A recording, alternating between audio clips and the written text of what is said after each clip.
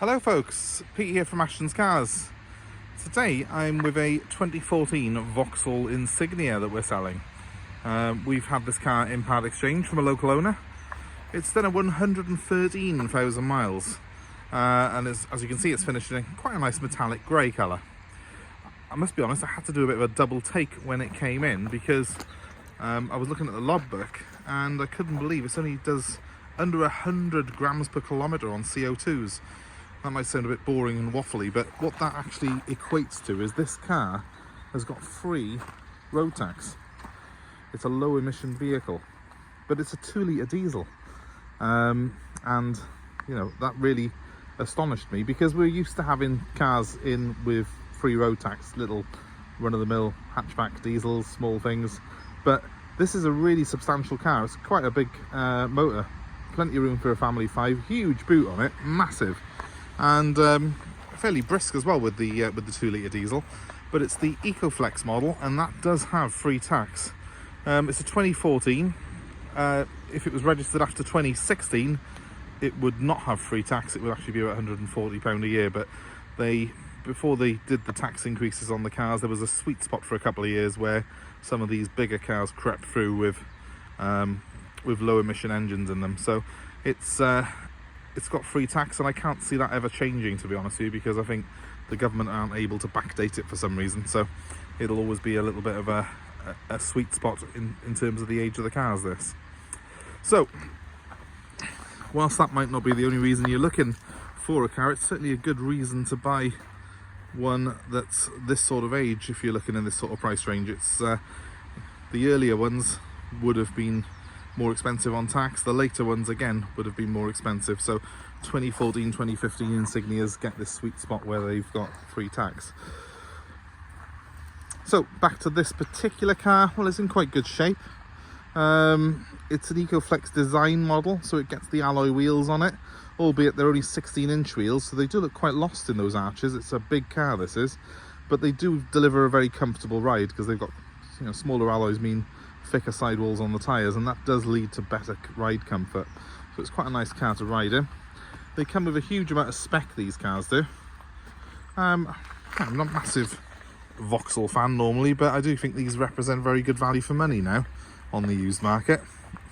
You wouldn't have wanted to buy one new because they would have plummeted in value almost as soon as you drove it off the Vauxhall forecourt. But as a used buy, that means they're very, very cheap, very good value. They tend to be a little bit cheaper than the equivalent Mondeo as well, which obviously is their main rival. 113 miles on a car like this is not really any concern. In fact, I'd probably rather one with a few more miles than a low mileage diesel, because the low mileage diesels tend to be the ones that we have issues with DPFs being clogged because they haven't been used properly. So don't be put off by 113,000 miles on a car like this for sure. Normally I show you around a few marks and bits on the bodywork, but there really isn't any. The previous owner has looked after this car very, very well. But I will show you the interior and a little bit about the car. I've also got the history inside, the service history, which is something that you really do need to look for on these. So the problem with Insignias is a lot of them were bought by reps, a lot of them were bought by companies when they were new, and so a lot of them were neglected. So you need to make sure that if you're buying one of these cars, it's got full service history with it.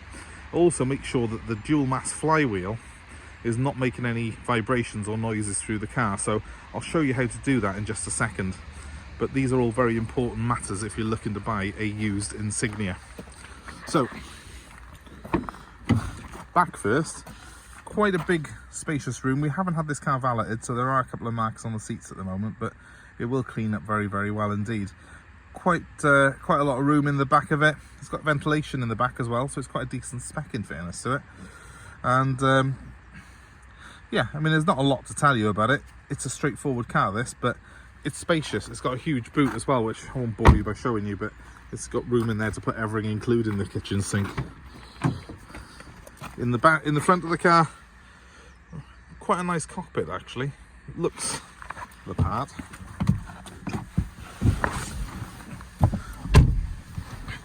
Fair bit of room once you're in here.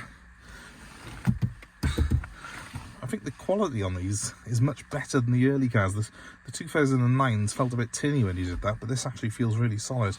So I think they must have improved the grade of the plastics that they used on these.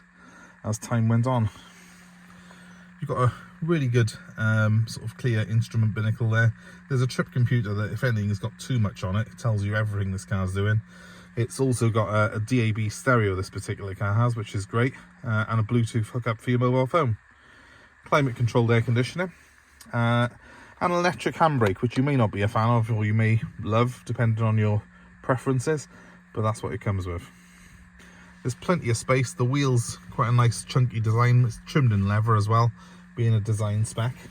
And I have got, and this is what I would look for on these cars, I've got the service book here. I've got a full book pack for the car. And let's just zoom in a second, because look, we've got a full service history for it. So it was serviced at PDI check there, then 2016 at 38, 2017 at 47, 60,000 miles in 2018, 73 in 2019, 2020 at 86, and 21 at 92. Then most recent service was done 101,000 miles, and that was in May 02. So that's all something that fills me with confidence when I'm looking at one of these. If it's been serviced properly, you've got a good chance that you're going to buy a good example here. And I'll just start this one up for you once I find the keys.